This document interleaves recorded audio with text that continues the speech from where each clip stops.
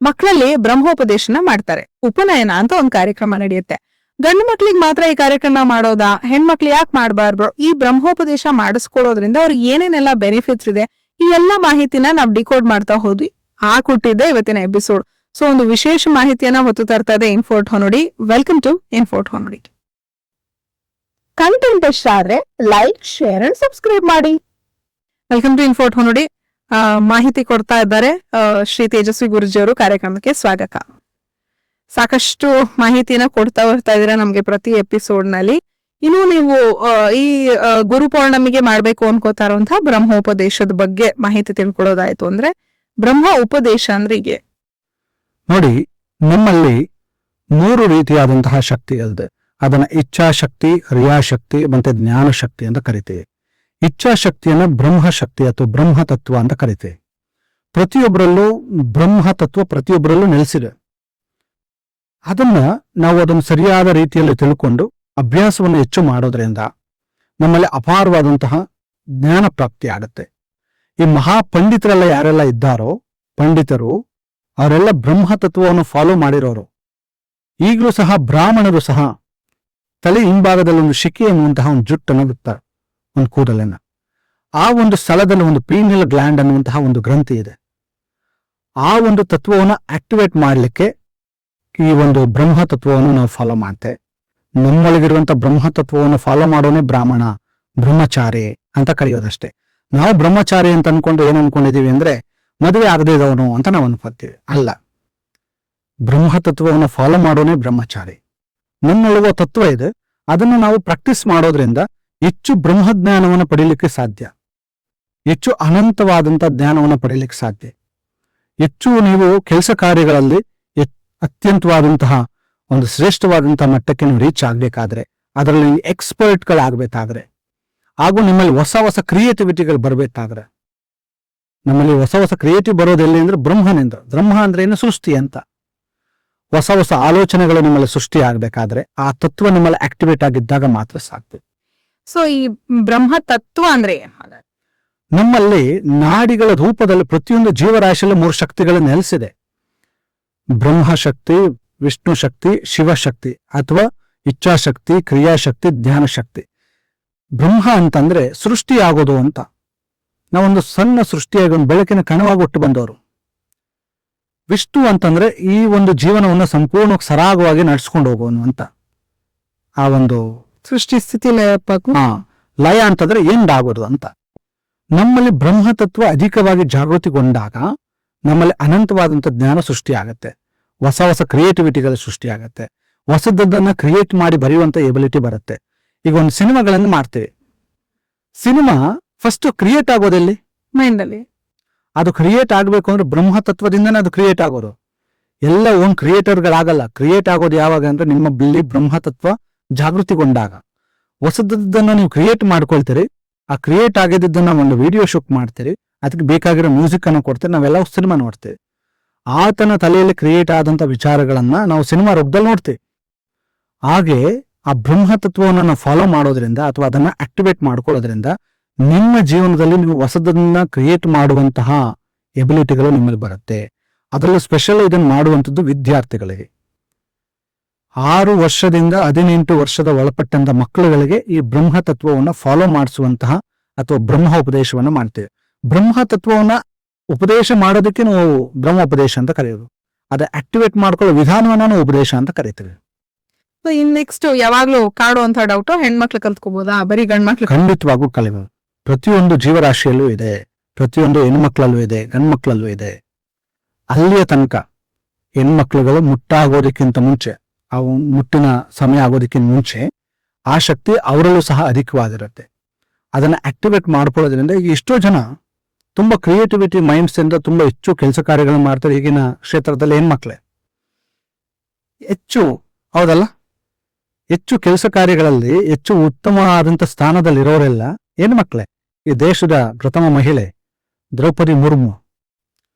ಆ ಬ್ರಹ್ಮತತ್ವ ಯಾರಲ್ಲಿ ಜಾಗೃತಿಗೋಯುತ್ತೋ ಅವ್ರು ಹೊಸದನ್ನ ಕ್ರಿಯೇಟ್ ಮಾಡುವಂತ ಎಬಿಲಿಟಿ ಬರುತ್ತೆ. ಅದು ಗಂಡ್ಮಕ್ಳು ಹೆಣ್ಮಕ್ಳು ಅಂತ ಭೇದ ಭಾವ ಇಲ್ಲ.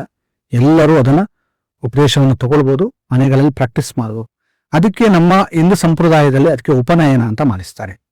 ಅದು ಬ್ರಹ್ಮತತ್ವವನ್ನು ಜಾಗೃತಿಗೊಳಿಸುವಂತ ಮೆಥಡ್ ಉಪನಯನ ಅಥವಾ ಒಳಗಿನ ದೃಷ್ಟಿಯನ್ನ ಉಪನಯನವನ್ನ, ನಯನ ಅಂದ್ರೆ ಕಣ್ಣು ಅಂತ. ಅದು ನಮ್ಮೊಳಗಡೆ ಸಬ್ ಒಂದು ಕಣ್ಣು ಹೊಂದಿದೆ, ಸಬ್ ಐ. ಆ ಒಂದು ಶಕ್ತಿಯನ್ನು ಜಾಗೃತಿಗೊಳಿಸೋದನ್ನು ನಾವು ಬ್ರಹ್ಮೋಪದೇಶ ಅಂತ ಕರಿತೀವಿ. ಈ 18 ವರ್ಷದ ಮೇಲ್ಪಟ್ಟವ್ರು ನಾವಿರ್ತೀವಿ, ನಮ್ಗೆ ಗೊತ್ತಾಗಿರೋದಿಲ್ಲ. ಅಥವಾ ಇವಾಗ ನೀವು ಥರ್ಡ್ ಐ ಆಕ್ಟಿವೇಶನ್ ಅಂತ ಬಂದಾಗ್ಲೂ ಹೇಳ್ತೀರಿ 18 ವರ್ಷದ ಒಳಗಡೆ ಮಕ್ಳಾಗ್ಬೇಕು ಅಂತ. ಸೊ ಈ 18 ವರ್ಷದ ಮೇಲ್ಪಟ್ಟ ಮೇಲೆ ದೈಹಿಕವಾಗ್ಲಿ ಮಾನಸಿಕವಾಗ್ಲಿ ಏನ್ ಬದಲಾವಣೆ ಆಗತ್ತೆ, ಯಾವ ಕಾರಣಕ್ಕೆ ನಾವ್ ಈ ವಿದ್ಯೆಗಳನ್ನ ನೋಡಿ, ಮಕ್ಕಳ ಒಳಗೆ ಈ 3 ನಾಡಿಗಳು, ಬ್ರಹ್ಮನಾಡಿ, ವಿಷ್ಣು ನಾಡಿ, ಶಿವ ನಾಡಿ, ಎರಡು ಈಕ್ವಲ್ ಆಗಿರುತ್ತೆ. ಬ್ರಹ್ಮನಾಡಿ ಹೆಚ್ಚಿನ ಸ್ಥಾನಮಾನದಲ್ಲಿ ಹೆಚ್ಚು ಆಕ್ಟಿವೇಟ್ ಆಗಿರುವಂತಹ ಸಮಯ. ನಿಧಾನವಾಗಿ ಶರೀರ ಬೆಳವಣಿಗೆಗೊಂಡಾಗ, ದೇಹದ ನಾಡಿಗಳು ಬೆಳವಣಿಗೆಗೊಂಡಾಗ ಈ ಬ್ರಹ್ಮನಾಡಿ ತುಂಬಾ ಇದನ್ನಾಗ್ತಾ ಹೋಗ್ತದೆ. ವಿಷ್ಣು ನಾಡಿ ಅಂಡ್ ಶಿವ ನಾಡಿ ಎರಡು ಹೈಪರ್ ಆಕ್ಟಿವ್ ಆಗಿರ್ತವೆ. ಪ್ರೊಫೆಷನಲ್ ನಾಡಿ ಅಂತ ಕರಿತೀವಿ ವಿಷ್ಣು ನಾಡಿಯನ್ನು. ಕೆಲಸ ಕಾರ್ಯಗಳಲ್ಲಿ ಹೆಚ್ಚು ಆ ಒಂದು ದಾರಿಯಲ್ಲಿ ಹೋಗ್ತಿರ್ತಾರೆ, ಮದುವೆ ಸಂಸಾರ ಅನ್ನುವಂತಹ ದಾರಿಯಲ್ಲಿ ಇರ್ತಾರೆ. ಈ ಬ್ರಹ್ಮನಾಡಿ ತುಂಬಾ ಇಡನ್ ಆಗ್ತಾ ಹೋಗ್ತಾ ಇರ್ತದೆ. ಇಡನ್ ಆದಾಗ ಅವರಲ್ಲಿ ಆ ಒಂದು ತತ್ವ ಆಕ್ಟಿವೇಟ್ ಮಾಡೋದು ಹೆಚ್ಚು ಸಮಯ ಬೇಕಾಗುತ್ತೆ, ಹೆಚ್ಚು ಪ್ರಾಕ್ಟೀಸ್ ಬೇಕಾಗತ್ತೆ. ಮಕ್ಕಳು ಸಾಧ್ಯ ಇದೆ, ಖಂಡಿತವಾಗ್ಲೂ ಸಾಧ್ಯ ಇದೆ. ಅದು ಹೆಚ್ಚು ಸಮಯಗಳ ಕಾಲ ತಗೊಳುತ್ತೆ, ಕೆಲವರಿಗೆ ತುಂಬಾ ವರ್ಷಗಳ ಕಾಲ ತಗೊಳುತ್ತೆ, ತುಂಬಾ ತಿಂಗಳುಗಳ ಕಾಲ ಸಮಯ ತಗೊಳುತ್ತೆ. ಆದ್ರೆ ಮಕ್ಕಳುಗಳಿಗೆ ತುಂಬಾ ಇಮಿಡಿಯೇಟ್ ಆಗಿ ಆಗುತ್ತೆ. ಅದಕ್ಕೆ ಈ ಒಂದು ಬ್ರಹ್ಮೋಪದೇಶ ಮಕ್ಕಳುಗಳಿಗೋಸ್ಕರನೇ ಮಾಡಿಸುವಂಥದ್ದು, ಉಪನಯನ ಮಕ್ಕಳಿಗೆ ಮಾಡಿಸುವಂಥದ್ದು. ಸೊ ಈಗ ಈ ಬ್ರಹ್ಮೋಪದೇಶನ ನಮ್ಮ ಮಕ್ಕಳಿಗೆ ನಾವು ಶುರು ಮಾಡತ್ವಿ ಅಂತ ಹೇಳಿದ್ರೆ ಮಕ್ಕಳಲ್ಲಿ ಏನೇನ್ ಬದಲಾವಣೆಗಳನ್ನ ಮಕ್ಕಳಲ್ಲಿ ಆರೋಗ್ಯದಲ್ಲಿ ಫಸ್ಟ್ ಹೆಚ್ಚಿನ ಬದಲಾವಣೆಗಳನ್ನು ಕಾಣ್ತಾರೆ. ಶರೀರ ಪದೇ ಪದೇ ಅನಾರೋಗ್ಯಕ್ಕೆ ತುತ್ತಾಗುವುದಿಲ್ಲ. ಮನಸ್ಸು ಯಾವಾಗಲೂ ಪ್ರಫುಲ್ಲಿತರಾಗಿರ್ತದೆ, ಪ್ರಸನ್ನವಾಗಿರುತ್ತೆ ಮನಸ್ಸು. ಭಾವನೆಗಳು ಪರಿಶುದ್ಧಗೊಳ್ತಾ ಇರ್ತಾರೆ, ಕಲುಷಿತವಾದದ್ದೆಲ್ಲ ರಿಲೀಸ್ ಆಗ್ತಾನೆ ಇರುತ್ತೆ. ಹಾಗೂ ಹೊಸ ಹೊಸ ವಿಚಾರ ಕಲಿಯುವಂತಹ ಎಬಿಲಿಟಿಗಳು ಬರ್ತದೆ ಮಕ್ಕಳು. ಕಲಿಯುವ ದಾಹ ಬಹಳ ಮುಖ್ಯ ಮಕ್ಕಳುಗಳಿಗೆ. ಯಾಕೆಂದ್ರೆ ಇನ್ನು ಜೀವನ ಕಟ್ಕೊಳ್ಳೋಕ್ಕಿಂತ ಮುಂಚೆ ಕಲಿಯೋ ದಾಹ ಇದ್ರೆ ಹೊಸದನ್ನ ಕಲಿತು ಅವ್ರ ಜೀವನವನ್ನ ಕಟ್ಕೊಳ್ತಾರೆ. ಕಲಿಯೋ ದಾಹ ಇಲ್ಲ ಅಂದ್ರೆ ಅವರಲ್ಲಿ ಬ್ರಹ್ಮ ಪ್ರಜ್ಞೆ ಆಫ್ ಆಗಿದೆ, ಬ್ರಹ್ಮತತ್ವ ಲಾಕ್ ಆಗಿದೆ. ಕಲಿಯೋ ದಾಹ ಬರುತ್ತೆ ಮಕ್ಕಳಿಗೆ, ಅದು ಹೆಚ್ಚಾಗಿ ಬರುತ್ತೆ. ಹೆಚ್ಚು ಕಲಿಯೋ ದಾಹ ಬಂದಾಗ ಹೆಚ್ಚು ಹೆಚ್ಚು ಜ್ಞಾನವನ್ನು ಅವ್ರು ಪಡಿತಾರೆ. ಸಾಮಾಜಿಕ ಜ್ಞಾನ, ಪಾರಮಾರ್ಥಿಕ ಜ್ಞಾನ ಅಂತ ಎರಡಿದೆ. ನಾವೆಲ್ಲ ಸಾಮಾಜಿಕ ಜ್ಞಾನವೂ ಬೇಕು, ಪಾರಮಾರ್ಥಿಕ ಜ್ಞಾನವೂ ಬೇಕು. ಸೊ ಇಂತಹ ಒಂದು ಹೆಚ್ಚು ಬದಲಾವಣೆಗಳು ಮಕ್ಕಳೆಲ್ಲ ಆಗುತ್ತೆ. ಸೊ ಮಕ್ಕಳು ತುಂಬಾ ಹಠ ಮಾಡ್ತಿರ್ತಾರೆ, ಓದೋದ್ರಲ್ಲೇ ಆಕ್ಟಿವ್ ಆಗಿರೋದಿಲ್ಲ, ಮನೆಯಲ್ಲಿ ತುಂಬಾ ರಾಡಿ ಮಾಡ್ತಿರ್ತಾರೆ. ಸೊ ಇಂಥ ಮಕ್ಕಳಿಗೆಲ್ಲ ನಾವ್ ಈ ತರ ಮನಸ್ಸಲ್ಲಿ ಇರುವಂತ ಒಂದಷ್ಟು ಕಲುಷಿತ ಭಾವನೆಗಳಷ್ಟೇ ಆಗಲ್ಲ. ಆ ಕಲುಷಿತವನ್ನು ಶುದ್ಧಿಗೊಂಡಾಗ್ಲೇ ಆ ಮಕ್ಕಳಲ್ಲಿ ಆ ಒಂದು ಬ್ರಹ್ಮತತ್ವವನ್ನು ಫಾಲೋ ಮಾಡ್ಲಿಕ್ಕೆ ಸಾಧ್ಯ ಆಗುತ್ತೆ, ಉಪದೇಶ ಮಾಡ್ಲಿಕ್ಕೆ ಸಾಧ್ಯ. ಇದನ್ನು ಕಲಿತು ಪ್ರಾಕ್ಟೀಸ್ ಮಾಡೋದ್ರಿಂದ ಅವ್ರ ಮನಸ್ಸಿನಲ್ಲಿರುವಂತ ಕಲುಷಿತ ಭಾವನೆಗಳೆಲ್ಲ ವಾಸಿ ಆಗ್ತದೆ, ಕಲುಷಿತಗಳೆಲ್ಲ ರಿಲೀಸ್ ಆಗೋದು ಅಂತ.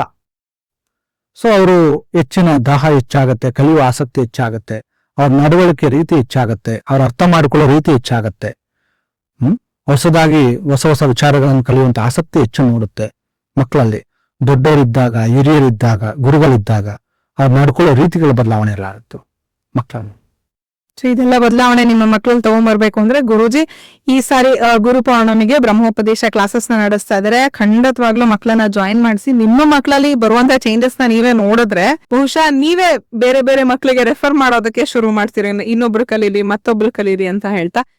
ಗುರುಜಿ ಆಲ್ಮೋಸ್ಟ್ ಅರ್ಧ ದಿನ ಮೀಸಲಿಟ್ಟು ನಮ್ಗೆ ಸಾಕಷ್ಟು ಏನೋ ಮಾಹಿತಿಯನ್ನ ಕೊಟ್ಟಿದ್ದೀರಿ. ಮೊದಲನೇದಾಗಿ ನೀವು ಈ ವಿದ್ಯೆಗಳನ್ನ ಹೇಳ್ಕೊಡ್ತಾ ಇರೋದಕ್ಕೆ ಧನ್ಯವಾದಗಳು. ಬಿಕಾಸ್ ಸಾವಿರಾರು ಜನ ವಿದ್ಯಾರ್ಥಿಗಳಿಗೆ ಪಾಠನ ಮಾಡ್ತಾ ಇದಾರೆ ಗುರುಜಿ. ಆಮೇಲೆ ಅವ್ರು ಪ್ರತಿ ಸರ್ತಿ ತಗೊಂಬರೋ ಹೊಸ ಕಾನ್ಸೆಪ್ಟ್ಸ್ ಇದೆಯಲ್ಲ, ಅದು ತುಂಬಾನೇ ಎನ್ಲೈಟ್ನಿಂಗ್ ಅನ್ಸುತ್ತೆ. ಈ ತರದ್ದು ವಿಚಾರ ಇದೆಯಾ, ನಮ್ಗೆ ಇದ್ರ ಬಗ್ಗೆ ಗೊತ್ತೇ ಇರ್ಲಿಲ್ವಲ್ಲ.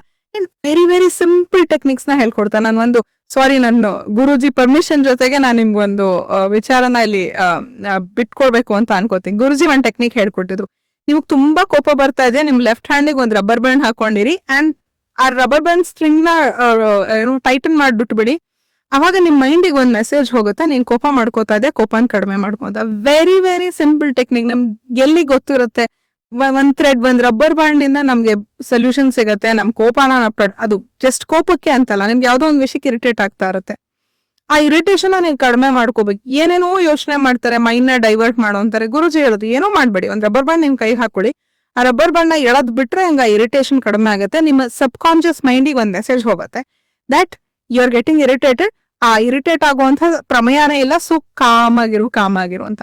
ಇದು ನಿಮ್ ರೂಟೀನ್ ಪ್ರಾಕ್ಟೀಸ್ ಮಾಡ್ಕೊಂಡಾಗ ನಿಮ್ಮ ಕ್ಯಾರೆಕ್ಟರ್ ನಲ್ಲಿ ಬದಲಾವಣೆ ಶುರುವಾಗುತ್ತೆ. ಸೊ ಯಾರು ಕೋಪ ಮಾಡ್ಕೋತಾರೆ, ಯಾರು ಹಠ ಮಾಡ್ತಾರೆ, ಯಾರಿಗೆ ಅಳು ಬರ್ತಾ ಇರುತ್ತೆ, ಕಾರಣನೇ ಇರಲ್ಲ. I have to control my emotions ಅನ್ಕೊಂಡಾಗ this is very simple technique. So ಈ ತರ ಸಣ್ಣ ಸಣ್ಣ ಟೆಕ್ನಿಕ್ ಗಳನ್ನ ಹೇಳ್ಕೊಟ್ಟು ಅವರು ಜೀವನದಲ್ಲಿ ಸುಧಾರಣೆಗಳನ್ನ ತರುವಂತ ಪ್ರಯತ್ನ ಮಾಡ್ತಾ ಇದ್ದಾರೆ. ಸೊ ಆ ಎಫರ್ಟ್ ಗೆ ಮೊದಲನೇದಾಗಿ ಇನ್ಫೋರ್ಟ್ ನೋಡಿ ತಂಡದ ಪರವಾಗಿ ನಾನು ಧನ್ಯವಾದಗಳನ್ನ ಹೇಳಕ್ ಇಷ್ಟಪಡ್ತೀನಿ.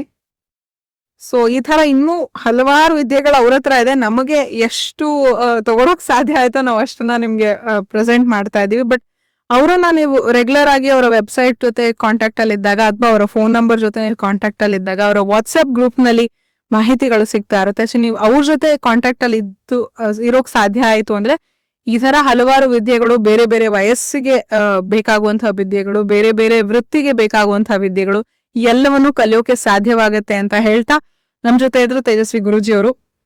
Thank you so very much Guruji. ನಿಮಗೂ ಸಹ ತುಂಬಾ ಧನ್ಯವಾದಗಳು.